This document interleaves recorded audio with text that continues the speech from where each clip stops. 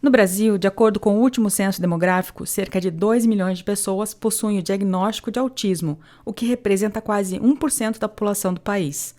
O autismo, ele é um transtorno do neurodesenvolvimento, então ele começa desde idades muito breves, né? Lá na primeira infância a gente consegue observar alguns sintomas, e ele tem dois núcleos principais de sintomas. De um lado, uma dificuldade de interação e comunicação social, que envolve assim a capacidade da criança manter as amizades, regular essas amizades, falar as coisas certas no momento correto, chamar para brincar, brincar junto, entender o que passa na cabeça do outro. E do outro lado, uma tendência a um comportamento mais repetitivo, querendo sempre os mesmos interesses. Então é aquela criança que brinca fazendo uma sequência de brinquedos, né? Gosta de selecionar os seus brinquedos em cores, tamanhos, acaba tendo interesses mais específicos em determinados desenhos, às vezes assiste esses desenhos várias vezes, acaba se incomodando quando alguma coisa muda na rotina, às vezes a rotina é simples.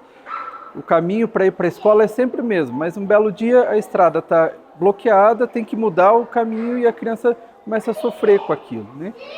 E um outro sintoma que é bastante comum são alterações de como a criança percebe o seu mundo. O barulho é mais intenso do que a média das outras pessoas, então traz uma percepção de agonia em lugares mais barulhentos.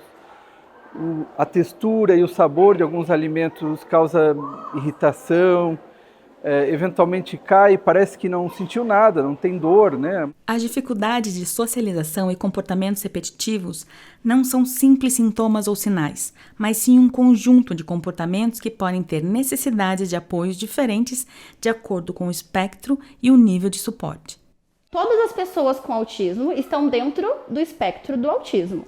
Então não existe um grau de autismo, existem níveis de suporte. Pessoas que precisam de mais suporte para viver, ou pessoas que precisam de médio suporte para viver, nível 2, e pessoas que precisam de suportes mínimos para viver, que é o nível 1 do autismo, né?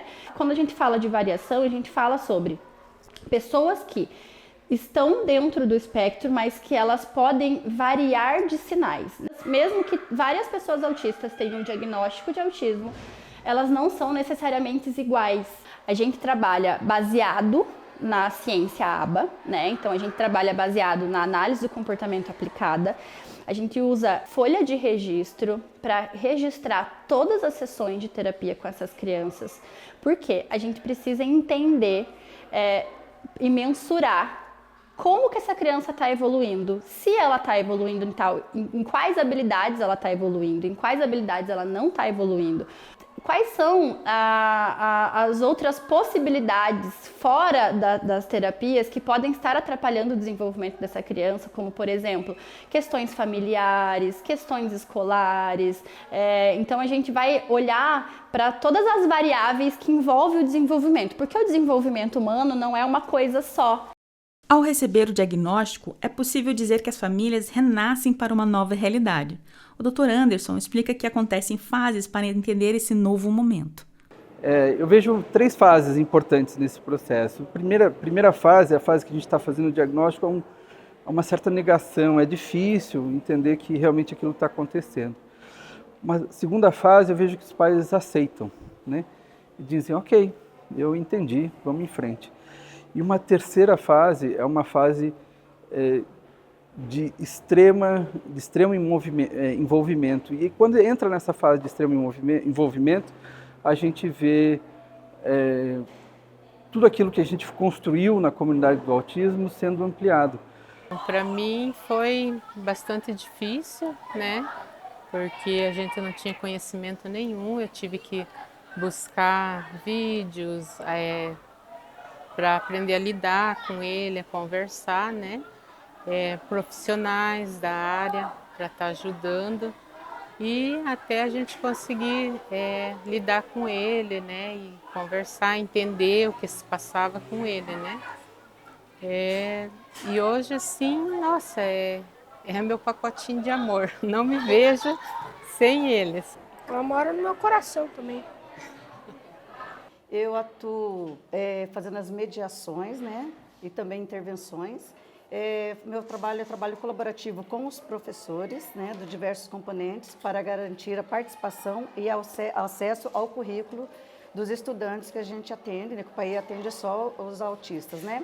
Esse trabalho foi adaptado e eu passo as orientações. As adaptações não é o PAE que faz, e sim o professor regente.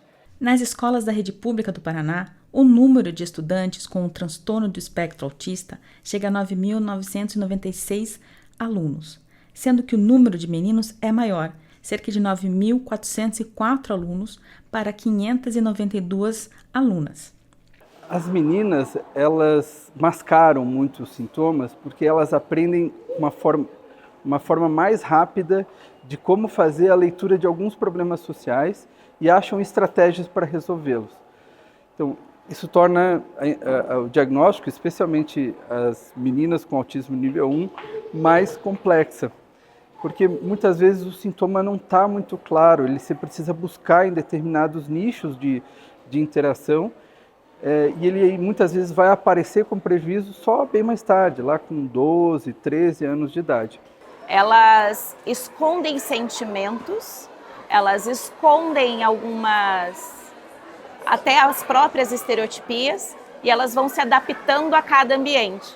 Então fica mais difícil a identificação do próprio diagnóstico, porque elas conseguem ter o convívio social, porque elas se forçam, mas quando chegam em casa elas desabam. É um desgaste emocional, é um choro compulsivo, é uma vontade de ficar no colo, às vezes elas ficam. E eu não identificava isso. A Evelyn é nossa aluna desde o 6º ano. Quando chegou para a gente, ela era muito retraída, foi bem complicado. Até mesmo a gente, enquanto professores, não tínhamos muita experiência. Só que a gente faz um trabalho bem colaborativo com as PAEE, né? Em questão de adaptar provas, avaliações, até mesmo nas aulas expositivas em sala. Nas aulas práticas é um pouco mais tranquilo. Sempre participa. Não vou dizer que ela tem uma limitação, não. Aqui na prática essa limitação quase que não existe. Talvez a socialização fique um pouco bloqueada, mas ela gosta muito. Com a aprovação da Lei 13.935 de 2019, que inclui nas redes públicas de ensino assistentes sociais e psicólogos, o apoio para a comunidade escolar foi ampliado. A mudança que a gente quer buscar é atitudinal. Então, a atuação do psicólogo nesse sentido é orientativo, interpretativo, na questão de interpretar os laudos, e para que esse processo educacional funcione da melhor forma possível para eles. A pesquisadora Ciana Bueno, hoje professora aposentada da Rede Estadual de Ensino do Paraná, fala da importância da empatia e do acolhimento. Na verdade, hoje o nosso grande objetivo aqui é mostrar que o Dia da Conscientização sobre o Autismo não é somente do dia 2 de abril, e sim todos os dias. Não é culpa da mãe, não é culpa do pai, né? Mas sim é um transtorno genético, né? A base principal do transtorno é genética. Mais de 80% dos autistas a gente consegue fazer essa correlação. Nem sempre a gente encontra exatamente a falha genética, ainda a gente precisa entender muito desse processo. Em torno de 20% pode ser ambiental. Situações como prematuridade, nascer muito com algum problema ao nascimento, por exemplo, hipóxia neonatal, eventualmente alguma infecção durante a gestação, a meningite ali logo nessa primeira fase da vida, ou eventualmente até situações de uso de algumas substâncias e alguns medicamentos durante a gestação. Para considerar uma sociedade inclusiva, ela precisa ser capaz de acolher as diferenças com igualdade de condições. Eu acho que uma coisa importante do autismo é a gente se esforçar para garantir que essas pessoas sejam entendidas, para garantir que as pessoas atípicas são pessoas como qualquer outra pessoa, apenas têm uma forma de pensar que é um pouquinho diferente da forma que tipicamente se pensa, e essas habilidades são possíveis de construir, essas habilidades são suficientemente técnicas para a gente poder fazer um mundo melhor, mais inclusivo, mais respeitoso, e poder acolher essas crianças na comunidade.